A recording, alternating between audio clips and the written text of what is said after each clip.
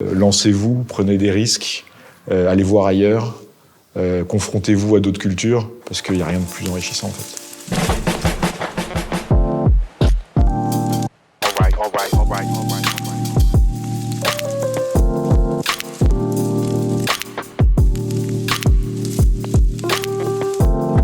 Alors pourquoi le master GEAI? D'abord parce que je souhaitais terminer mes études sur une dimension internationale. J'avais étudié à l'université Dauphine, et également j'avais passé le diplôme de l'Institut d'études politiques. Mais j'avais vraiment cette obsession d'avoir une responsabilité le plus rapidement possible qui m'amène à travailler sur d'autres marchés. Et en fait, c'était une attirance personnelle, en fait. Je voyageais déjà beaucoup, sac au dos, des mois entiers, un peu partout, en Asie, en Amérique du Nord, en Amérique du Sud. Et donc, c'était vraiment pour ancrer une dimension internationale écrite telle qu'elle pour mes études. Et puis, pourquoi le GEAI? Parce que j'aurais pu continuer et faire un peu l'équivalent, ce qui s'appelait Affaires internationales à Dauphine, mais j'ai souhaité d'une part diversifier, et puis d'autre part, je pense que le prestige de la Sorbonne, en particulier quand on a la volonté de travailler sur des marchés étrangers, Dauphine, ils connaissent pas, Sciences Po, ils connaissent pas. La Sorbonne, c'est tout de suite une référence parce que ça appelle un imaginaire qui est assez extraordinaire. Donc c'est évidemment, c'est pas là-dessus que se fait le choix, mais je pense que c'est aussi important de l'avoir en tête parce que c'est tout un prestige qui existe autour de cette belle école. Alors en fait, c'est plus le choix, paradoxalement, c'est plus le choix du Brésil que le choix de Peugeot, puisque j'étais pas, contrairement à certains qui sont dans l'industrie automobile parce qu'ils sont tatoués à ce qu'on appelle les car guys. C'est pas mon cas, j'étais pas spécialement passionné d'automobile, je me destinais plutôt à travailler, je pensais à cosmétique, au luxe ou à des choses comme ça. J'ai vraiment choisi un volontariat international dans un pays qui m'attirait. Et donc la proposition d'embauche, elle était pour la marque Peugeot. Je me suis dit, allons au Brésil. Et puis il se trouve que pas mal d'années après, puisque ça fait plus de 20 ans, je suis toujours chez Peugeot, comme quoi les choix professionnels tiennent à pas grand-chose. C'est vrai que j'avais fait le calcul alors, il y a quelques années, mais sur une période d'une quinzaine d'années, on avait déménagé, ma famille et moi, une vingtaine de fois. Donc, alors après, c'était parfois au sein du même pays, etc. Mais c'est vrai que c'est pas mal d'expériences à l'étranger. J'ai passé au total 8 ans au Brésil, mais en 3 séjours différents. Passé 3 ans au Portugal, j'ai également passé 3 ans au Mexique. En fait, j'ai alterné entre des jobs de business opérationnel et des jobs de marketing. En fait, mon vrai savoir-faire de formation, y compris avant la Sorbonne à Dauphine, c'était plutôt le marketing et c'est ça qui m'intéresse. Et donc, globalement, j'ai enchaîné des jobs de marketing dans la publicité, puis d'une façon plus générale comme directeur marketing de pays, d'abord au Portugal, ensuite au Brésil. Ensuite, je suis passé à des jobs de business opérationnel comme directeur général de pays. Donc, je suis retourné une fois de plus au Brésil. J'ai également été au Mexique pendant 3 ans. Et puis, depuis 2012, je suis rentré en France où j'ai, pendant 5 ans, été directeur marketing de la marque Peugeot Worldwide. Et puis maintenant, depuis 4 ans, c'est un peu un paradoxe, mais je suis patron de Peugeot France alors que je ne me destinais pas à bosser sur le marché français.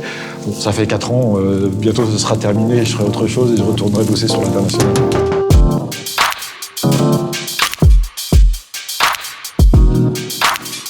En fait, ça a été que du bonheur, ça, parce qu'on pourrait se dire que les gens peuvent avoir du mal à accepter.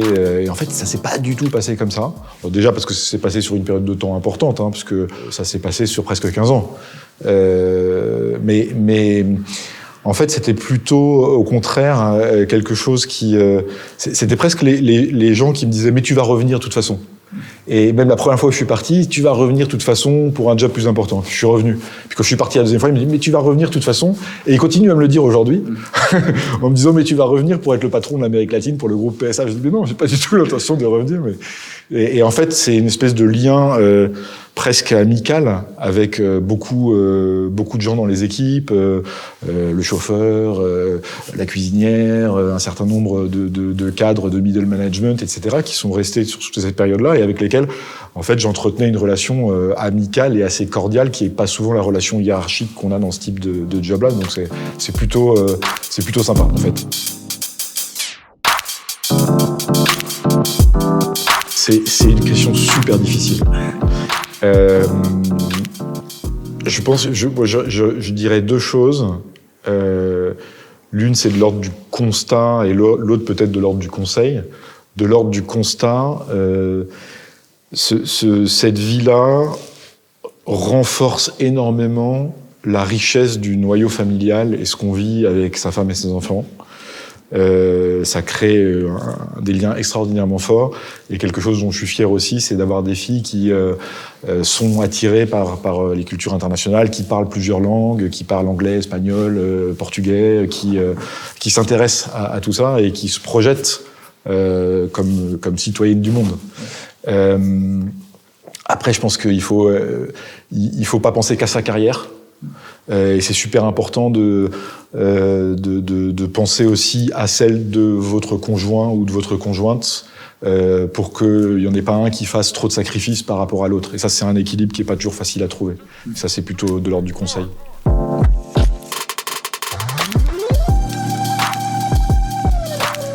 La marque Peugeot, j'ai eu la chance d'en être le directeur marketing sur des années de transformation assez profondes, qui a démarré en fait en 2013. On n'est pas encore au bout de ce cycle-là. On a fait une énorme démarche de montée en gamme, de clarification de ce qui compose les points forts de la marque et ce en quoi elle doit se différencier. Et là, maintenant, on est en phase d'exécution. Il faut que l'exécution, elle soit rigoureuse, il faut qu'elle se passe dans le temps. Une image de marque, ça change pas en 4-5 ans, ça change en 15-20 ans. Et donc, il faut parfois ne pas céder à la tentation de vouloir de nouveau trop changer trop vite. Je pense que là, on est vraiment dans une phase d'exécution. Je dirais que la nouvelle phase, peut-être d'un point de vue design ou même évolution d'un certain nombre de concepts de l'image, elle doit intervenir peut-être au bout de 2 cycles produits. Et donc, ce serait plutôt autour de 2025, quelque chose comme ça. Donc, on est plutôt dans la consolidation de ce qu'on a construit ces dernières années, qui donne des très bons résultats. Et évidemment, on réfléchit quand même à l'étape suivante. On s'adapte en étant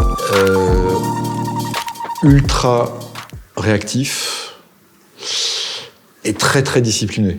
Il y a des choix à faire très très vite, qui sont pas des choix faciles, en termes de décision sur la production, en termes de décision sur les coûts de fonctionnement, sur le fait de couper extraordinairement fortement dans le cash-out tant que le cash-in n'est pas au rendez-vous. Et puis, on s'adapte aussi en ayant la capacité d'être plus vite prêt que les autres. Et donc de se mettre tout de suite dans les conditions d'opérer avec des protocoles sanitaires différents, de les mettre en œuvre extrêmement rapidement, d'être capable de fédérer votre réseau de distribution pour les remettre à l'ouvrage le plus rapidement possible dès que les premières opportunités se présentent. Donc il faut être ultra réactif. Et le groupe PSA l'est, globalement, est très résilient. On a, ces dernières années... En fait, je pense qu'on a appris d'une période très difficile qu'on a vécue au début des années 2010, où on est passé pas loin de la faillite, en fait. Et on a repensé tous nos business models. C'est d'ailleurs de là que vient la transformation de la marque Peugeot. C'est ça qui l'a provoqué, cette réflexion.